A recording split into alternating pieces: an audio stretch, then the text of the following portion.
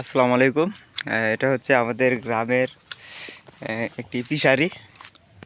আমাদের এই যে ইউনিয়নের মধ্যে সবচেয়ে বড় ফিশারি হচ্ছে এটা। এই ফিশারিটা বৎসরে প্রায় 14 লক্ষ টাকা ইজারা দেওয়া হয়। তো আর এটা আরেকটা গুণাগুণ হচ্ছে এই 3 মাস থেকে 4 মাস পর পরে মাছ বিক্রি করা যায়। এটা মাটি অনেক ভালো। তো বিষয় এটা নয়, বিষয়টা হচ্ছে এই যে একটা ঘর, এই ঘরটা তুলতে এই যে দেখেন সাইড ওয়াল করে তুলছে। তো সাইড ওয়াল করে তোলার পরে এটাতে মানুষ থাকতে পারে না, কিছু দুষ্টু জিনের যন্ত্রণায় এই জায়গা থেকে মানুষ চলে গেছে। তো আসেন আমরা দেখাই। আমরা আসছিলাম এই যে পেয়ারা খাইতে।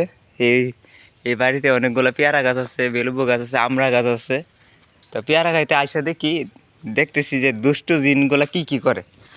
এই যে দেখেন রাত্রেবেলা এই যে কলা পাতা, তারপর এই পলিথিন দিয়া ওরা এখানে একটা মোটামুটি একটা আসর জমায়।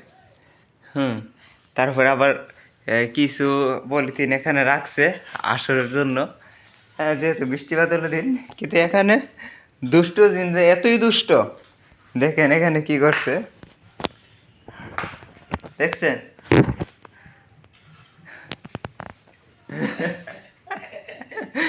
দুষ্টু জিনটা এখানে খাইছে আসর জমায়া, খাইয়া এখানে আবার হাগু করে দিয়ে গেছে।